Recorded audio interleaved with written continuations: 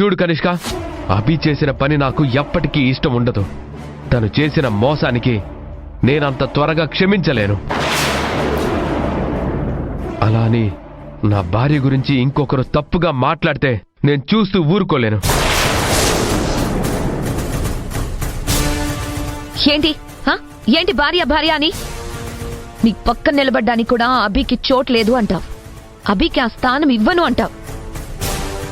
అలాంటిది తను నా వైఫ్ నా లైఫ్ అన్నట్టు మాట్లాడుతున్నావు ఏంటి?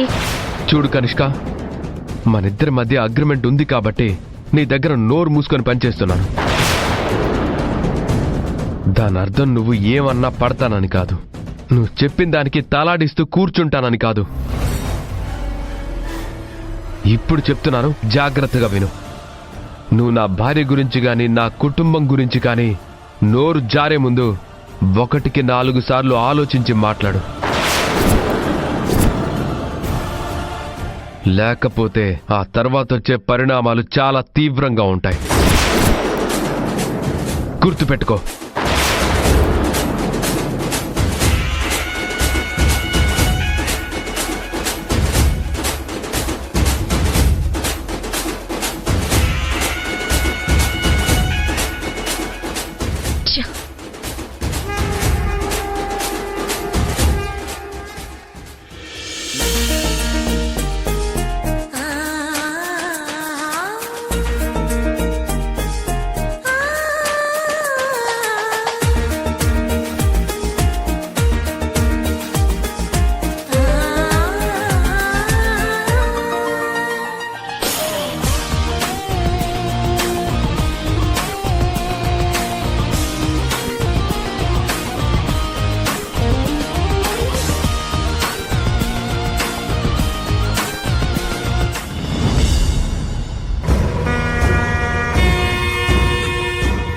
ఐరేంద్ర, ఆ అభిని చూసావా?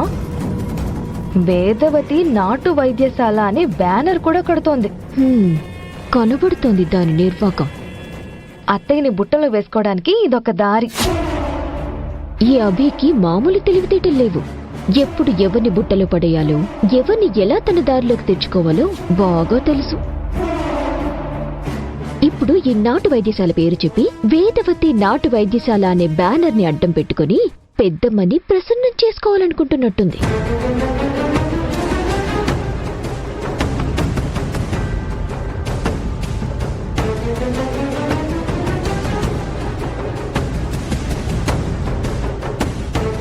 వేదవతి నాటు వైద్యశాల.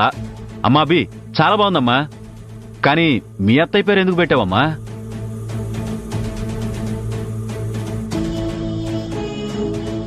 పెళ్లైన ప్రతి ఆడదానికి అత్తయ్య అమ్మతో సమానం కదా మావయ్య.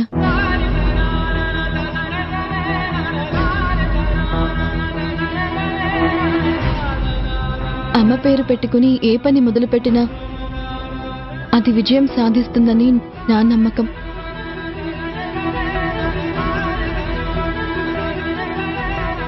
నేనిప్పుడు మొదలు పెట్టబోయే ఈ నాటు వైద్యశాల కూడా అతి త్వరలో విజయం సాధించాలి. అందరికీ దీని గురించి తెలియాలి. దీని మీద సంపాదించిన డబ్బుతోనే రాహుల్ బాబుని ఆ కనిష్క దగ్గర నుంచి విడిపించాలి.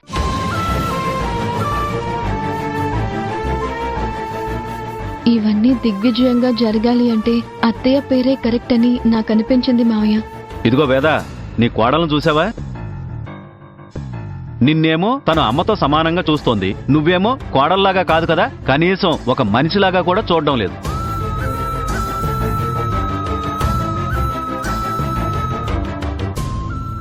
ఇప్పటికైనా కాస్త మనుషుల విలువ తెలుసుకో. మావయ్య, ఏంటిది? అత్తయ్య నొచ్చుకుంటుందని తెలిసి కూడా మీరు అలాంటి మాటలు ఎందుకు మాట్లాడుతున్నారు? అభి, కొన్ని విషయాలు అవతల వాళ్ళకి అర్థం అవ్వాలంటే అలాగే చెప్పాలమ్మా. లేకపోతే అవతల వాళ్ళకి మట్టికి మాణిక్యానికి తేడాయే తెలీదు. వాళ్ళు మట్టి గడ్డలను వెతుక్కుంటూ మధ్యలో ఉన్న మాణిక్యాలను వదిలేస్తారు.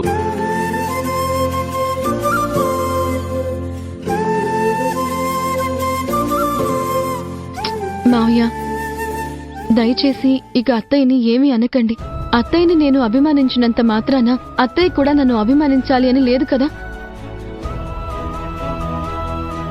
నేను ఇంత ప్రేమగా చూస్తున్నాను, అంతే ప్రేమగా అత్తయ్య కూడా చూడాలని లేదు కదా.